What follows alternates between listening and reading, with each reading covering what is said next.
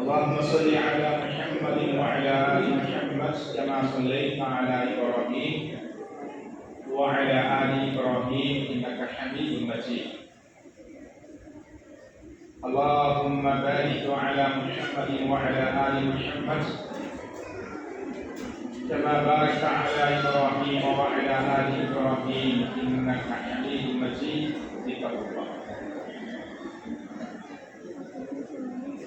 ആദരണീയരായ ജ്യേഷ്ഠ സഹോദരങ്ങളെ, കാരണവന്മാരെ,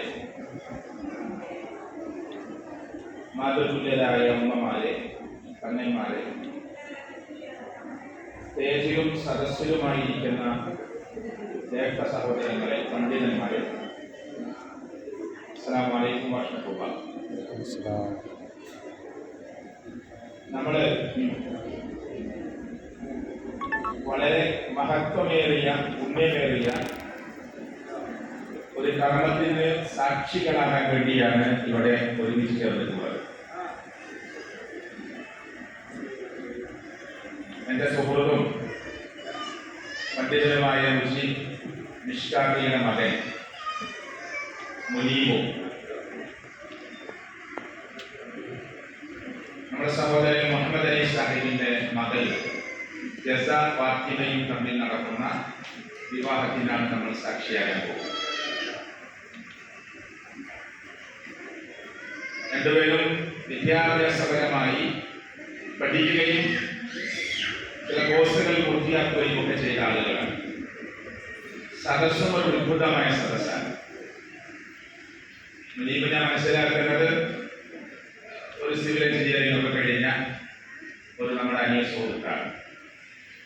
ജസ ജാമ്യയിലൊക്കെ പഠിച്ചുകൊണ്ടിരിക്കുന്ന ഒരു കുട്ടിയാണ്. അതുകൊണ്ട് തന്നെ ബോധമുള്ള ഒരു കുടുംബ പശ്ചാത്തലത്തിൽ നിന്ന് രണ്ട് കുടുംബങ്ങൾ തമ്മിൽ ചേരുകയാണ്. അല്ലാഹു ഇല്ലാത്ത ബറകാത്തുകൾ നൽകി അനുഗ്രഹിക്കുമാറാകട്ടെ. ഒരുപാട് വിവാഹ കുത്തുബകളിൽ പങ്കെടുക്കാനും അല്പസമയം സംസാരിക്കാനും ഒക്കെ അവസരം ലഭിച്ചു. ഇന്ന് 4 മണിക്ക് അള്ളാഹുവിന്റെ തൗഫീഖ് ഉണ്ടെങ്കിൽ തലശ്ശേരിയിൽ മറ്റൊരു നിക്കാഹ് കുത്തുബ നടത്താനും. ഇതൊരു കൊച്ചു സദസ്സാണ്, എന്നാൽ ഒരു അത്ഭുതമായ സദസ്സാണ്. കൂടുതലും യുവാക്കളും യുവതികളും ഇരിക്കുന്ന ഒരു സദസ്സാണ്. അതുകൊണ്ട് തന്നെ എല്ലാവരും അത്യാവശ്യം കാര്യങ്ങളെ പഠിച്ചവരും മനസ്സിലാക്കിയവരുമാണ്. വിദ്യാഭ്യാസം കൊണ്ടും പഠനം കൊണ്ടും കിട്ടാത്ത ഒരു അകക്കണ്ണും തിരിച്ചറിവുമാണ് സത്യത്തിൽ നമുക്കൊക്കെ വൈവാഹിക ജീവിതത്തിലും കുടുംബജീവിതത്തിലും ഉണ്ടാവേണ്ടത്. ബാഹ്യമായ 2 കണ്ണുകൾ കൊണ്ട് കാണാത്ത ചില കാഴ്ചകളെ അകക്കണ്ണുകൊണ്ട് കാണാനും ബാഹ്യമായ കർണപുടങ്ങളെ കൊണ്ട് കേൾക്കാത്ത ചില കേൾവികളെ അകക്കേൾവി കൊണ്ട് കേൾക്കാനും സാധിക്കുമ്പോഴാണ് കുടുംബജീവിതം മനോഹരമാകും. ഈ സദസ്സിൽ ഭൂരിപക്ഷം മുസ്ലിങ്ങളായിരിക്കും. കല്യാണത്തിന്റെ സദസ്സിൽ എല്ലാവരും ഹൈന്ദവരും ക്രിസ്ത്യാനികളും മുസ്ലിങ്ങളും മുസ്ലിം വിഭാഗത്തിൽപ്പെട്ട എല്ലാവരും ഉള്ള ഒരു മനോഹരമായ സദസ്സായിരിക്കും. കണ്ണൂരിൽ ഞാനൊരു സംസാരത്തിന് വേണ്ടി പോകുമ്പോൾ, ഒരു പബ്ലിക് പ്രസംഗത്തിന് വേണ്ടി ഒരുങ്ങുമ്പോൾ അവിടുത്തെ SI സബ് ഇൻസ്പെക്ടർ എന്നെ വിളിച്ചിട്ട് പറഞ്ഞു, നിങ്ങളാണ് അവിടുത്തെ മുഖ്യ പ്രഭാഷണം എന്ന് ചോദിച്ചു. ഞാനാണ് പറഞ്ഞു. ഇതായി പറയാനുണ്ട്, ഒന്ന് വരാൻ പറഞ്ഞു. ഒരു ഹൈന്ദവ സഹോദരനാണ് അവിടുത്തെ SI. അദ്ദേഹം പറഞ്ഞു, ഈ റോഡിലൂടെ പോയ ഒരു വലിയ പള്ളിയുണ്ട്, ഒരു ജുമാഅത്ത് പള്ളി. ആ പള്ളിയിലെ മയ്യത്ത് കട്ടിലെടുത്തിട്ടാണ് ഇവിടുത്തെ മുസ്ലിങ്ങളുടെ കാര്യപ്പെട്ട ഒരു കുടുംബത്തിലെ കല്യാണ ദിവസം അവിടുത്തെ മയ്യത്ത് കട്ടിലെടുത്ത് യുവാക്കള് അത് കല്യാണ സ്റ്റേജിലേക്ക് സദസ്സിലേക്ക് കൊണ്ടുവന്ന് പുതിയാപ്പൻ അതിൽ എത്തിയിട്ടാണ് കൊണ്ടായത്. നിങ്ങളുടെ വിഷയം എന്താണെന്ന് എനിക്കറിയില്ല, ഇവിടെ പ്രസംഗിക്കാനുള്ള വിഷയം എന്താണെന്ന് അറിയില്ല. പക്ഷെ ഇതൊക്കെ മുസ്ലിങ്ങളോട് പറഞ്ഞു കൊടുക്കണമെന്ന് എന്നെ ആ സ്റ്റേജിൽ നിന്ന് വിളിച്ച് സ്റ്റേജിലേക്ക് കൊണ്ടുപോയി പറഞ്ഞു തരുന്നത് ഹിന്ദുവായ രസയാണ്. നമ്മൾ ചിന്തിക്കണം, ആലോചിക്കണം. എന്നിട്ട് പർദ്ദയിട്ട സ്ത്രീകള് പർദ്ദയും മൊത്തയൊക്കെ ഇട്ട് മയ്യത്ത് കട്ടിലിൽ പുതിയാപ്പനെ എത്തി മയ്യത്ത് കട്ടിലിൽ കുറെ യുവാക്കളെ പിടിച്ച് പാട്ടും പാടി അതിന്റെ പിറകിൽ കുറെ മത്തി മറത്തിയിട്ട സ്ത്രീകൾ കൈയും കൊട്ടി പാട്ടും പാടി മയ്യത്ത് കെട്ടിന്റെ പിറകെ നടക്കുകയാണ്. ഇതൊക്കെ ഒരു വലിയ വൈബാണ്. ഇതൊക്കെയാണ് പുതിയ ലോകത്തിന്റെ ട്രെൻഡ് എന്ന് മനസ്സിലാക്കുന്നത്. ലോകത്തേക്ക് സമൂഹം പതുക്കെ പതുക്കെ പോവാം. മലപ്പുറം ജില്ലയിലാണ് നമ്മളുള്ളത്. കാളവണ്ടിയിൽ പുതിയണ്ണും പുതിയാപ്പള്ളിയും പോകാം. JCBയുടെ ബക്കറ്റിൽ ഇരുത്തി പുതിയണ്ണിനും പുതിയാപ്പള്ളിയും കൊണ്ടുപോകാൻ. ഞാൻ ഒരൊറ്റ ക്രൈസ്തവനും അത് ചെയ്ത് കണ്ടിട്ടില്ല. ഞാൻ അത്ഭുതത്തോടുകൂടി പറയണം, 6 ദിവസം മദ്രസയുള്ള ഒരേ ഒരു മതവിഭാഗം ലോകത്തുണ്ടെങ്കിൽ അത് മുസ്ലിങ്ങൾ മാത്രമാണ്. ഹൈന്ദവർ അമ്പലത്തിൽ തീരെ പോകാത്തവര്, ക്രിസ്ത്യാനികൾക്ക് എന്റെ വീട് ഇടയ്ക്കുണ്ട്. എന്റെ വീട്ടില് EKയുടെ പള്ളിയുണ്ട്, AP-യുടെ പള്ളിയുണ്ട്, സെലഫി മുജാഹിദ് പള്ളിയുണ്ട്, പിന്നെ 6 ക്രിസ്ത്യൻ ചർച്ചുണ്ട്, കാത്തലിക്കിന്റെ പള്ളിയുണ്ട്, പെന്തക്കോസ്തിന്റെ പള്ളിയുണ്ട്, ഓർത്തഡോക്സിന്റെ പള്ളിയുണ്ട്. അതൊക്കെയുള്ള പള്ളികളുടെ യൂണിറ്റാണ് ഞങ്ങളെ. പക്ഷേ ഒരു ക്രിസ്ത്യൻ കല്യാണത്തിൽ ഇങ്ങനെ കണ്ടിട്ടില്ല. അവർക്ക് ആഴ്ചയിൽ 1 മണിക്കൂറാണ് മദ്രസ. ഞായറാഴ്ച 1 മണിക്കൂർ അവർക്ക് മോറൽ ക്ലാസ് കൊടുക്കുന്ന സഭ ഉണ്ടാവും. 6 ദിവസം മദ്രസയിലേക്ക് പോകുന്ന മുസ്ലിങ്ങളോട് വീണ്ടും വീണ്ടും ഉപദേശിക്കേണ്ടി വരുന്ന ദൗർഭാഗ്യകരമായ ഒരു ഘട്ടത്തിലാണ് നമ്മൾ ജീവിക്കുന്നത്. ഞാൻ നമ്മളെ തന്നെ കുറ്റപ്പെടുത്തുക, തിരുത്താനാണ്, അല്ലാതെ പബ്ലിക് പ്രസംഗത്തിൽ ഇത് പറയാൻ പറ്റില്ല. നമ്മളൊക്കെ ഒന്ന് മാറണം. ഖുർആനിൽ പ്രയോഗം വിശ്വാസികളെ, അല്ലാഹു തആല വിശ്വാസികളെ വിളിച്ചിട്ട് അമീനുമില്ല, നിങ്ങൾ അല്ലാഹുവിനെ തൊട്ട് വിശ്വസിക്കണം, അല്ലാഹുവിന്റെ മലായികത്തുകളെ വിശ്വസിക്കണം, പ്രവാചകന്മാരെ വിശ്വസിക്കണം. ആരെ വിളിച്ചിട്ടാണ് പറയുന്നത്? യാ അയ്യുഹല്ലദീന ആമനു, വിശ്വാസികളെ എന്ന് വിളിച്ചിട്ടാണ്. അങ്ങനെ വിശ്വാസികളെ വിളിച്ച് വീണ്ടും വിശ്വാസം ഉറപ്പിക്കാൻ പറയുന്നത്. അതുകൊണ്ട് ഇവിടെ വന്ന മുസ്ലിങ്ങളോട് മുഅ്മിനീങ്ങളോട് എനിക്ക് പറയാനുള്ളത്, നമ്മൾ ഒന്നുകൂടി മാറി ചിന്തിക്കേണ്ട സമയമായിട്ട്. ഈ വിവാഹം മാതൃകാപരമായ വിവാഹമാണ്. അല്ലാഹു സ്വീകരിക്കുമാറാകട്ടെ. ഇവിടെ ഒരു ദൂർത്തോ അനാവശ്യമായ കാര്യങ്ങളോ ഉണ്ടാകില്ല എന്ന് 100% വിശ്വസിക്കുകയാണ് ഞാൻ. പക്ഷേ കാട്ടിക്കൂട്ടലുകൾ മനുഷ്യർ വർദ്ധിച്ചുകൊണ്ടിരിക്കുക. കൊറോണ അവസാനിച്ച് അതിന്റെ വാക്സിൻ എടുത്തവർ പലതും പറയുന്നു. വാക്സിൻ തയ്യാറാക്കിയ അതിന്റെ ഏറ്റവും വലിയ വിദഗ്ധൻ പറയുന്നു അത് പരീക്ഷിക്കാൻ സമയം കിട്ടിയിട്ടില്ല, അതുകൊണ്ട് തന്നെ പല അപകടങ്ങളും അതിലുണ്ട് എന്നൊക്കെ ലോകത്തോട് പറഞ്ഞുകൊണ്ടിരിക്കുന്ന സമയമാണ്. ആന്തരികമായി രോഗമുള്ളവർക്ക് വാക്സിൻ എടുത്തവർക്ക് പെട്ടെന്ന് പരിക്കേൽക്കാൻ സാധ്യതയുണ്ട് എന്നൊക്കെ പഠനം വന്നുകൊണ്ടിരിക്കുകയാണ്. ഞാൻ പറഞ്ഞതിനാണ് വാക്സിനെ കുറിച്ച് പറയാനില്ല. പിന്നെ കൊറോണയ്ക്ക് ശേഷം എല്ലാ മനുഷ്യരുടെയും വായും മൂക്കും മൂടിക്കെട്ടി മാസ്ക് ഇടിപ്പിച്ച ഒരു നിസ്സാരമായ വൈറസ്, നമ്മുടെ കണ്ണോട് കാണാൻ പറ്റാത്ത വൈറസ്. ആ വൈറസാണ് ജാതി മത വർഗ വർണ്ണ വ്യത്യാസമില്ലാതെ മുഴുവൻ മനുഷ്യരുടെയും മൂക്കും വായും മൂടിക്കെട്ടിപ്പിച്ചത്. അത് കഴിഞ്ഞിട്ടുള്ള കല്യാണങ്ങളൊക്കെ നോക്കി നിങ്ങൾ. കൊറോണ വന്ന് നമ്മുടെ ഈ നാടിന്റെ പരിസരത്ത് പ്രളയം വന്നു. നിലമ്പൂരിനടുത്ത്, ചുങ്കത്തറക്കടുത്ത്, ഇടക്കരക്കടുത്തൊക്കെ വന്നു. സ്കൂളിലാണ് താമസിച്ചത്. കാളികാവിലും പൂക്കോട്ടുംപാടത്തും നിലമ്പൂരിലും അതുപോലെ മഞ്ചേരിയിലും ഒക്കെ സ്കൂളുകളിൽ താമസിച്ചു എല്ലാവരും. അവിടെ കഞ്ഞി ഉണ്ടാക്കിയിട്ട് എല്ലാവരും ഒരുമിച്ച് വിളമ്പി. എന്തൊരു സൗഹൃദം, എന്തൊരു സ്നേഹം. എന്നിട്ട് അതൊക്കെ കഴിഞ്ഞ് വീണ്ടും നോർമൽ ഒരു ജീവിതത്തിലേക്ക്, ലൈഫിലേക്ക് വരുമ്പോഴേക്ക് പെണ്ണ് കാണാൻ 25 പെണ്ണുങ്ങളാകുക. 25 മിഠായിയുടെ അലങ്കൃതമായ ആ പാക്കറ്റും കേക്കും 45,000 50,000 വലിയ വലിയ അറിയപ്പെട്ട ബേക്കറിയിൽ വെറുതെ വിളിച്ചു നിങ്ങൾ. ഞാൻ പറയുന്നത് വെറുതെ പറയാണെന്ന് അറിയാൻ. അറിയപ്പെട്ട മഞ്ചേരിയിലെ, നിലമ്പൂരിലെ, ഇടക്കരയിലെ, ആ കോഴിക്കോട്ട് അറിയപ്പെട്ട ബേക്കറി വിളിച്ചിട്ട് ഒരു പെണ്ണ് കാണിച്ചറിഞ്ഞിട്ട് ഒരു ഡെക്കറേറ്റ് ചെയ്ത മിഠായിയുടെ പരിപാടി ഉണ്ടല്ലോ. അതിന് എത്ര രൂപ? അത് പാക്കേജാണ്. 25,000 ഉണ്ട്, 40,000 ഉണ്ട്, 60,000 ഉണ്ട്. നിങ്ങൾ പറയുന്ന പോലെ ചെയ്യാൻ. എന്നിട്ട് അലങ്കരിച്ചു കൊണ്ടുപോകാൻ തോണിയുടെ ആകൃതിയിൽ, കാറിന്റെ ആകൃതിയിൽ, ഇവർ പോകുന്ന ബെൻസിന്റെ ആകൃതിയിൽ ഒക്കെ മിഠായി അലങ്കരിച്ച് 10 ആൾ കൂടി പിടിച്ചിട്ട്, അല്ലെങ്കിൽ ഓരോരുത്തരും ഓരോ കൊട്ട ഏറ്റിട്ട് പോകാൻ. 50,000 മിഠായി കൊണ്ട് ഈ ദൂർത്ത് കഴിക്കുക. വേദനിക്കുന്ന, പ്രയാസപ്പെടുന്ന മനുഷ്യർ ലോകത്തുണ്ട് അല്ലേ? കേരളത്തിൽ ചൂടൊക്കെ ഉണ്ട്, എന്നാലും കല്യാണത്തിന് ഒരു 10 മിനിറ്റ് ഭക്ഷണം കഴിക്കാൻ AC-യുടെ പന്തലക്ഷണം, ഓഡിറ്റോറിയത്തിൽ AC ഉപയോഗിക്കാൻ. ഇത് റെഡിമെയ്ഡ് പന്തലുണ്ടാക്കി AC വിചാരിക്കുന്നത് മനസ്സിലാകുന്നുണ്ടോ? എന്നിട്ട് അതിൽ ഒരു ജ്വല്ലറിന്റെ മുമ്പിൽ നിർത്തിയ ബൈക്ക് പോലെ ഒരു ബൈക്ക് നിർത്തിയിരിക്കുക. 4 കെട്ടിട്ട് നമ്പർ പോലും ഇല്ലാത്ത, ആ രജിസ്റ്റർ ചെയ്യാത്ത ഒരു ബൈക്ക് മുന്നിൽ വെച്ചിരിക്കുക. അതിന്റെ ചാവി ബിരിയാണി ഒളിപ്പിക്കുക. കേരളത്തിൽ നടന്ന കല്യാണം. ബിരിയാണിയിൽ ബൈക്കിന്റെ ചാവി ഒളിപ്പിക്കുക. എന്നിട്ട് 3000 ആളുകൾക്ക് ഇരിക്കാനുള്ള പന്തല്, ഒരുമിച്ച് ഭക്ഷണം കഴിക്കാൻ റെഡി. എന്നിട്ട് എല്ലാവരോടും പറയണേ, ഇതാ ഒരു അനൗൺസ്, ഈ ബിരിയാണി ഏതോ ഒരു ബിരിയാണി ഒരു ബൈക്കിന്റെ ചാവിട്ട് അത് കിട്ടുന്ന ആൾക്ക് ബൈക്ക് സമ്മാനമായിട്ട് കിട്ടും. ചെറുപ്പക്കാരല്ലേ കേട്ടതോടുകൂടി ചോറ് മാന്തി അതിലില്ല, അടുത്ത സീറ്റിൽ പോയി ഈ ചോറ് മറിച്ചിട്ടു, അടുത്ത മേശ മറിഞ്ഞു വീഴും. കല്യാണത്തിന് ക്ഷണിച്ച വീട്ടുകാരെ പോലീസിനെ വിളിക്കേണ്ടി വരും ഇതൊന്ന് പിരിച്ചുവിടാൻ. ഈ തോന്നിയാസം കേരളക്കരയിൽ, ഇത് കേരളത്തിൽ നടന്ന സംഭവമാണ്. ഈ തോന്നിയാസങ്ങളൊക്കെ വിവാഹത്തിന്റെ പേര് എത്ര മഹനീയമായ പവിത്രമായ ഒന്നാണ് അല്ലാഹു ഏർപ്പാട് ചെയ്തിട്ടുള്ള, പടച്ചവൻ നിർബന്ധം പോലെ പഠിപ്പിച്ചിട്ടുള്ള ഈ വിവാഹം. ആ വിവാഹത്തെ ഒരു ജാതി പേക്കൂത്ത് പോലെ വൃത്തികേടായ തോന്നിമാസത്തിന്റെ വേദിയാക്കി മാറ്റിയ ചെറുപ്പക്കാര് പകരം വീട്ടുക. എന്റെ കല്യാണത്തിന് ഭയങ്കര കുതിരടിച്ചിരുന്നു, അതുകൊണ്ട് ഓന്റെ കല്യാണത്തിന് വെറുതെ വിടാൻ പറ്റൂല, എന്നിട്ട് ആദ്യ രാത്രി ഓനെ വിടുന്നില്ല, പിടിച്ചെടുക്കുക, നേരം വിളിക്കുന്നവരെ പിടിച്ചെടുക്കുക. എന്നിട്ട് അവനോട് പറയാ, നിന്റെ ആദ്യ രാത്രി നിന്നെ ആ റൂമിലേക്ക് പോകാൻ നമ്മൾ സമ്മതിക്കൂലാണ്. ഓനെ പിറ്റേന്ന് വിട്ടാലും ഓന്റെ പിറ്റേന്ന് അന്നാണ് ആദ്യ രാത്രി, 10 ദിവസം കഴിഞ്ഞിട്ടാണ് നിങ്ങൾ വിടുന്നത്, അന്നാണ് ആദ്യ രാത്രി. ഇതൊക്കെ ഇസ്ലാമിന്റെ പേരിലും മുസ്ലിങ്ങളായ ആളുകളൊക്കെ കാട്ടിക്കൂട്ടുന്നത് കാണുമ്പോൾ ഈ സദസ്സിൽ അങ്ങനെ ചിന്തിക്കുന്നവരും ആലോചിക്കുന്നവരും ഉണ്ടാവില്ല എന്ന് എനിക്കറിയാം. പക്ഷെ ഞാൻ പറയുന്നത്, നമ്മള് നാട്ടിലൊരു പ്രശ്നം നടക്കുമ്പോൾ ഇവിടെ ഒരു പെൺകുട്ടിയെ ഉപദ്രവിക്കുന്നവരും നമ്മളെ ഓടി വരും. ആരാ ഉപദ്രവിച്ചത്? വിടാൻ പറ്റൂല. ഈ വീട്ടിൽ ഒരു കള്ളം കയറി വരുമ്പോ എല്ലാവരും ഓടി വരും, അല്ലെ?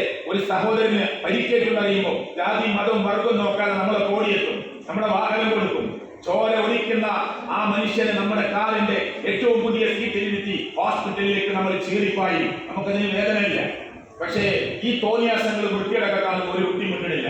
നമ്മൾ പറഞ്ഞിട്ട് കാര്യമില്ലാണ് പറയുന്നത്. പാപ്പാലിക്ക് കല്യാണത്തിന്റെ ദിവസം കൺട്രോൾ ചെയ്യാൻ പറ്റില്ല. പാപ്പാല് പറയാം, എന്റെ കയ്യിൽ നിന്ന് പോയിട്ടുണ്ട്, എനിക്ക് കൺട്രോൾ ചെയ്താൽ കിട്ടുന്നല്ലത്. ഇതൊക്കെ ഓന്റെ കൂട്ടുകാരാണ്. പല തോന്നിയാസങ്ങളും പാപ്പാന്റെ അനുജന്മാര് തീരുമാനിച്ചതാണ്, ഉമ്മാന്റെ വീട്ടുകാർ തീരുമാനിച്ചതാ. ഇങ്ങനെ ഓരോ ന്യായങ്ങളും ദുർന്യായങ്ങളും പറഞ്ഞ് പടച്ചവന് ഏറ്റവും ഇഷ്ടപ്പെട്ട വേദിയെ അല്ലാഹു ഇഷ്ടപ്പെടാത്ത വേദിയാക്കി മാറ്റിക്കൊണ്ടിരിക്കുന്ന സമയത്താണ് മുനീബിന്റെയും ജസാ ഫാത്തിമയുടെയും മാതൃകാപരമായ വിവാഹത്തിന് ഈ കൊച്ചു ഓഡിറ്റോറിയത്തിൽ, ഈ കൊച്ചു സദസ്സിന്റെ മുമ്പിൽ ഞാൻ എഴുന്നേറ്റ് നിൽക്കുന്നത് അഭിമാനമായി. ഇത് അല്ലാഹു തആല മാതൃകാപരമായ വിവാഹമാക്കി മാറ്റിക്കൊടുക്കുമാറാകട്ടെ എന്ന് ഞാൻ പ്രാർത്ഥിക്കുകയും അല്ലാഹു സ്വീകരിക്കുമാറാകട്ടെ. ഒരുപാട് സമയം ഞാൻ സംസാരിക്കാൻ ആഗ്രഹിക്കുന്നില്ല. ഇവിടെ നല്ലൊരു ഭർത്താവ് എന്ന് പറഞ്ഞാൽ ആരാ? ഭാര്യ ഭർത്താവ് എന്നുള്ള പ്രയോഗം ഖുർആനിന്റെയും ഇസ്ലാമിന്റെയും പ്രയോഗമല്ല. നമുക്ക് മനസ്സിലാക്കാൻ വേണ്ടിയാണ് പറയാം. ഭർത്താവ് എന്ന് പറഞ്ഞാൽ ഭരിക്കുന്ന ആള്, ഭാര്യ എന്ന് പറഞ്ഞാൽ ഭരിക്കപ്പെടുന്ന ആള്, അങ്ങനെയൊന്നും ഇസ്ലാമിലില്ല. ഇണകൾ എന്നാണ് ഖുർആൻ പറഞ്ഞത്. പക്ഷെ ഏറ്റവും നല്ല ഇണ ആരാ? ഭർത്താവ് ആരാ? പ്രവാചകൻ പറഞ്ഞു, ചുരുക്കി പറയുന്നു, താൻ ഉടുത്താൽ അവളെ ഉടുപ്പിക്കണം. മുനീബ് നല്ല ഡ്രസ്സ് വാങ്ങുമ്പോ ജസത്ത് ഡ്രസ്സ് വാങ്ങണം. മുനീബ് നല്ല ഫുഡ് കഴിക്കുമ്പോ ജസത്ത് നല്ല ഫുഡ് കിട്ടണം. താൻ കടിച്ചാൽ അവളെ കടിപ്പിക്കണം, താൻ ഉടുത്താൽ അവളെ ഉടുപ്പിക്കണം. അഭിമാനത്തിന് ക്ഷരമേൽപ്പിക്കരുത്. അങ്ങാടി വെച്ച് ആൾക്കൂട്ടത്തിനടിയിൽ വെച്ചിട്ട് പഴക്കോലരുത്. മനുഷ്യരാണ്, പിഴകോലൊക്കെ ഉണ്ടാവും, ചിലപ്പോൾ ഉപദേശിക്കേണ്ടി വരും, കുറച്ച് എപ്പോഴെങ്കിലൊക്കെ ഒന്ന് കുറച്ച് ശാക്യമായി സംസാരിക്കേണ്ടി വരും. അതൊക്കെ മനുഷ്യ ജീവിതത്തിൽ ഉള്ളതാണ്. പക്ഷെ ആൾക്കൂട്ടത്തിൽ വെച്ചാകരുത്. അഭിമാനം എല്ലാവർക്കും വലുതാണ്. ആണിന്റെ അഭിമാനവും പെണ്ണിന്റെ അഭിമാനവും ആ പ്രായമുള്ളവരുടെ അഭിമാനവും ചെറുപ്പക്കാരന്റെ അഭിമാനവും അത് ഇസ്സത്തുള്ളതാണ്. ആ അഭിമാനത്തെ നഷ്ടപ്പെടുത്താൻ പാടില്ല. വഴിക്ക് വെച്ച് നിങ്ങൾ വേർപിരിയരുത്. ഒരു സ്ഥലത്തേക്ക് യാത്ര പോയിട്ട് നീ തമ്മിൽ എന്തോ പറഞ്ഞ് തെറ്റിയിട്ട് നീ പോയിക്കോന്ന് പറയാൻ പാടില്ല. ഇതൊക്കെ അള്ളാഹുവിന്റെ പ്രവാചകൻ മുഹമ്മദ് മുസ്തഫ സ്വല്ലല്ലാഹു അലൈഹി വസല്ലം നിയമമാണ്. ആ നിയമം നമ്മൾ പാലിക്കണം. ഏറ്റവും നല്ല ഭാര്യ ജസ എപ്പോഴാണ് ഏറ്റവും നല്ല ഒരു ഇണയാകുക, ഭാര്യയാവുക? പ്രവാചകൻ പറഞ്ഞു, മുനീബ് ജസയെ ഒന്ന് നോക്കുമ്പോ തന്റെ ഡ്യൂട്ടി കഴിഞ്ഞ് തന്റെ ഓഫീസിൽ നിന്ന്, തന്റെ ഫീൽഡിൽ നിന്ന്, തന്റെ ജോലി സ്ഥലത്തു നിന്ന് അതാ വീട്ടിലേക്ക് വരുമ്പോ ഉമ്മറപ്പടിയിൽ പുഞ്ചിരിക്കുന്ന മുഖവുമായി കാത്തിരിക്കുന്ന ഭർത്താവിന്റെ വിഷമങ്ങൾ, പ്രയാസങ്ങൾ പലതിലും ഇടപെട്ട് ക്രയവിക്രയങ്ങളിൽ ഏർപ്പെട്ട് ബിസിനസ്സിൽ ഏർപ്പെട്ട് വീട്ടിലേക്ക് ചില മനപ്രയാസങ്ങളുമായി തിരിച്ചു വരുമ്പോ പുഞ്ചിരിക്കുന്ന മുഖവുമായി സാരമില്ലെന്ന് പറഞ്ഞ് തലോടലുകൾ നൽകാൻ, സാന്ത്വനകൾ നൽകാൻ തയ്യാറുള്ള ഒന്ന് നോക്കിയാൽ ആ മനുഷ്യനെ സന്തോഷിപ്പിക്കുന്ന ഒരു ഭാര്യ. കൽപ്പിച്ചാൽ അവൾ പൂർണ്ണമായി അനുസരിക്കുകയാണ്. അതാണ് ഇതുവരെ മുജീബ് നിഷ്കാത്തി ഉപ്പ ഇന്ന കോളേജിൽ ചേർന്നു പറഞ്ഞു, അതനുസരിച്ചു. ഇന്ന സ്ഥലത്തേക്ക് പോയിക്കോന്ന് പറഞ്ഞു, അനുസരിച്ചു. ഇനി ഭർത്താവിന്റെ കയ്യിൽ ഏൽപ്പിക്കേണ്ടു. അവർ ആ കോഴ്സ് വേണ്ട, ഈ കോഴ്സ് എടുത്തോ നന്നാൽ ഭർത്താവിനെ അനുസരിക്കേണ്ടു. ഭർത്താവിന്റെ സമ്മതത്തോടു കൂടിയാണ് യാത്ര, അല്ലേ? എവിടെയോ രണ്ട് വീടുകളിൽ ജനിച്ചു വളർന്ന് പക്വതയും പ്രായപൂർത്തിയും എത്തുമ്പോൾ രണ്ടുപേരും ഒരുമിച്ചു ചേരുന്ന ഒരു വല്ലാത്ത സംഭവമാണിത്. പടച്ചവൻ എത്രത്തോളം അധികാരവും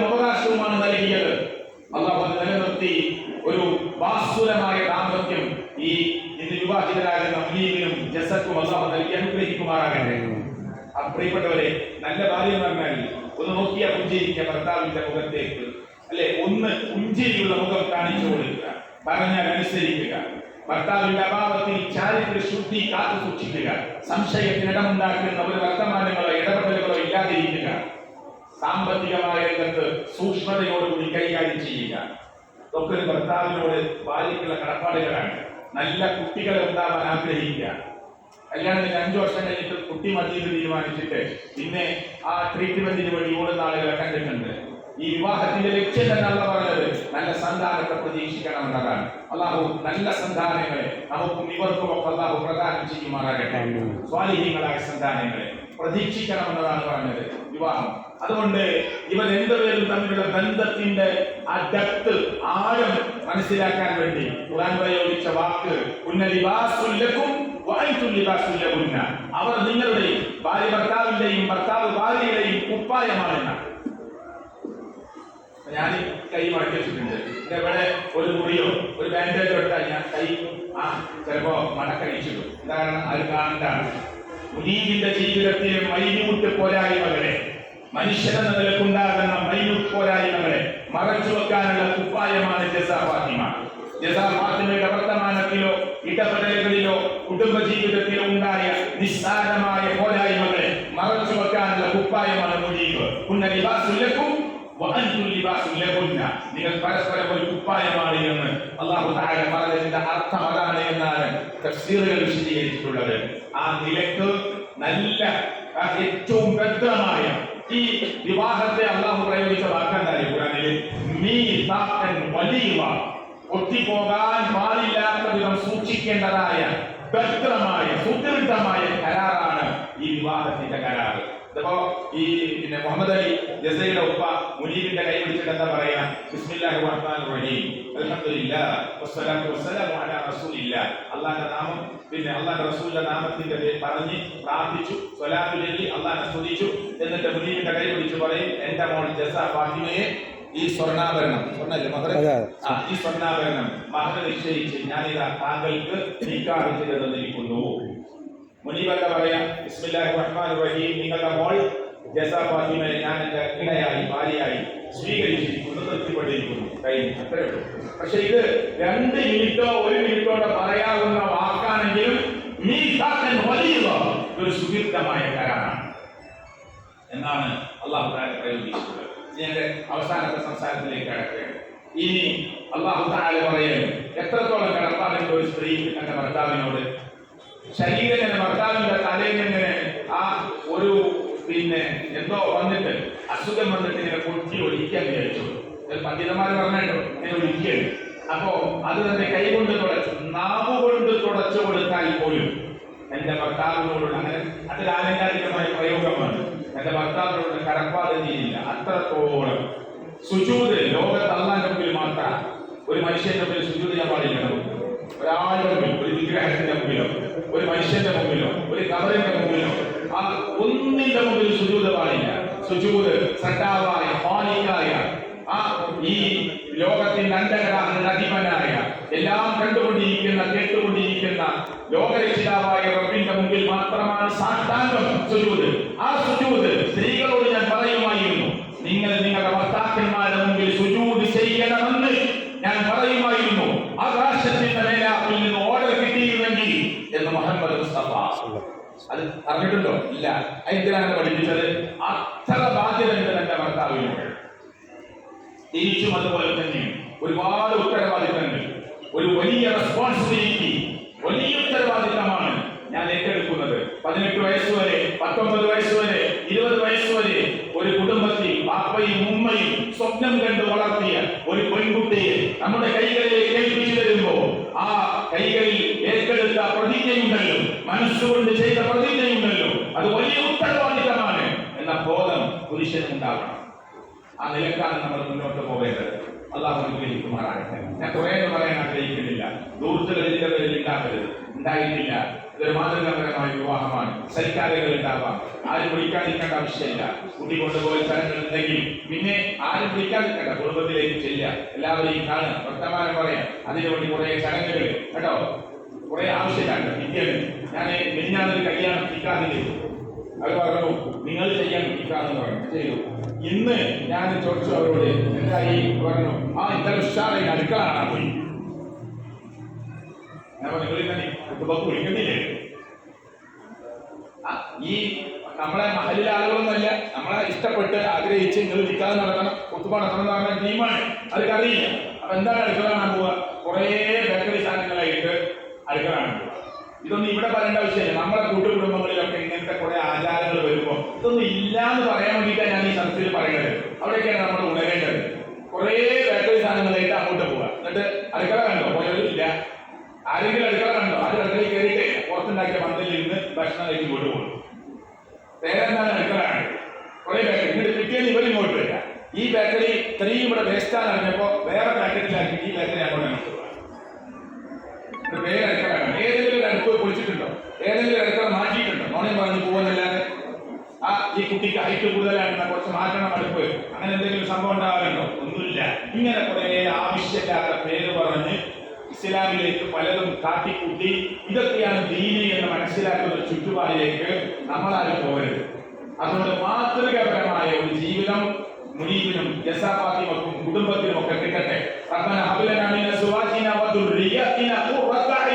നല്ല കൺകുളിരുമ മുനീബിന്റെയും ജസയുടെയും വിവാഹത്തിലൂടെ രണ്ട് കുടുംബങ്ങൾക്കും അവർക്കും ഒക്കെ അല്ലാഹു തആല പ്രദാനം ചെയ്യുമാറാകട്ടെ. ഇനി അവസാനിപ്പിക്കുമ്പോൾ പറയുന്നു, ഈ വീടിനെ അറബിയിൽ പറഞ്ഞ പേരെന്താ? ബൈത്ത് എന്ന് പറഞ്ഞാൽ രാത്രി താമസിക്കാനുള്ള സ്ഥലം എന്നാണ് ശരിക്കും അർത്ഥം. പിന്നെ മൻസിൽ വന്നിറങ്ങി നിൽക്കുന്ന സ്ഥലം എന്നൊക്കെ പറയാം. വീടിനാകുന്ന പേര് പറയാം. ദാറ്, ചുറ്റു വീടുണ്ടെങ്കിൽ അറബിയിൽ ദാർ എന്ന് പറയാം. മസ്കൻ എന്ന് പറഞ്ഞാൽ സമാധാനമുള്ള സ്ഥലം.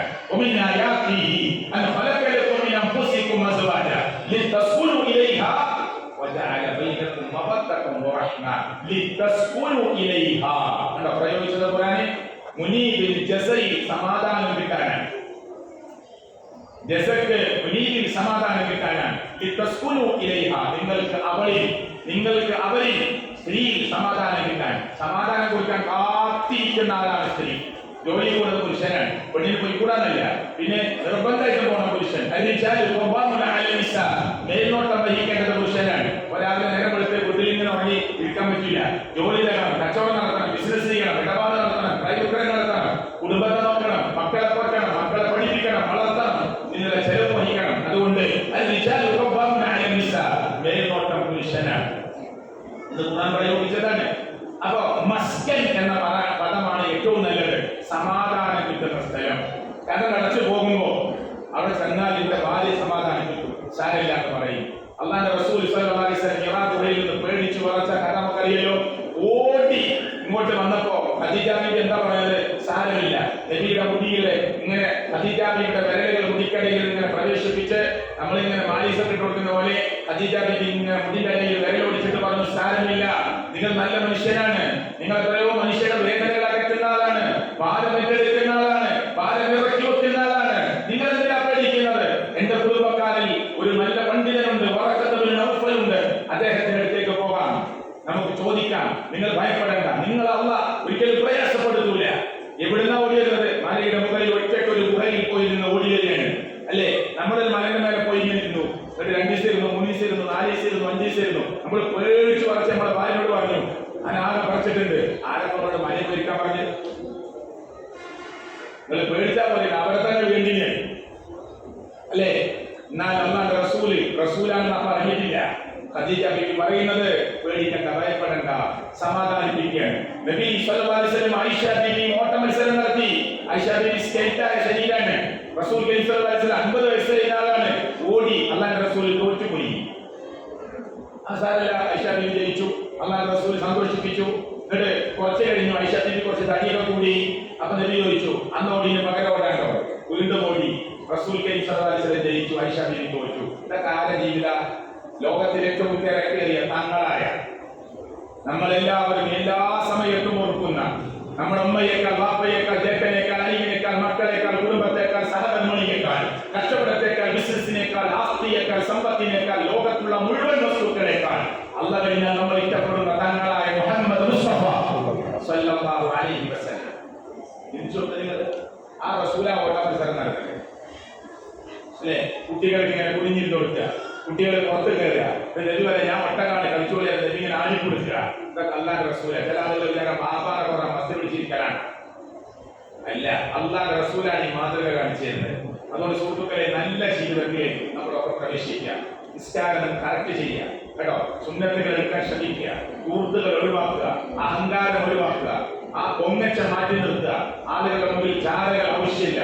എല്ലാം മാറ്റി നിർത്തി നല്ല നല്ല ഡ്രസ് വാങ്ങാം, നല്ല ഷൂ വാങ്ങാം, നല്ല ചെരുപ്പ് വാങ്ങാം, നല്ല വസ്ത്രം വാങ്ങാം, നല്ല ഭക്ഷണം കഴിക്കാം എന്നും ഇസ്ലാം എതിർത്തിട്ടില്ല. എന്നാൽ അമിതഭയം വരാതെ സൂക്ഷിക്കുക. അല്ലാഹു തആല ഇന്ന് വിവാഹിതരാകുന്ന മുനീബിനും ഇന്ന് അവരുടെ മുനീബിന്റെ ഭാര്യയായി മാറാൻ പോകുന്ന ജസാഫാത്തിനും അല്ലാഹു ബാസുരമായ ജീവിതം അല്ലാഹു പ്രദാനം ചെയ്യുമാറാകട്ടെ. നല്ല സ്വാലിഹീങ്ങളായ സന്താനങ്ങളെ അല്ലാഹു പ്രദാനം ചെയ്യുമാറാകട്ടെ. ഈ വിവാഹം അവരുടെ മരണം വരെ അല്ലാഹു നിലനിർത്തി കൊടുക്കുമാറാകട്ടെ. രണ്ട് കുടുംബങ്ങൾക്കും രണ്ട് വിദ്യാർത്ഥികൾക്കും ഇതിലൂടെ കൺ കുളിർമ അല്ലാഹു തആല പ്രദാനം ചെയ്യുമാറാകട്ടെ. ലോകത്തിന്റെ നാനാഭാഗത്ത് പെടുന്നനെ മരണം സംഭവിക്കുന്ന വാർത്തകൾ കേൾക്കുമ്പോൾ ഏത് സമയത്തും ലോകത്ത് നിന്ന് വിട പറയാൻ തയ്യാറായ ഒരാളായി ഇവിടെ കൂടിയ ഓരോ ഉമ്മയും വാർത്തയും ചേട്ടനും മനിയനും തയ്യാറാവുക. ഒരു സെക്കൻഡ് അല്ലേ? ഒരു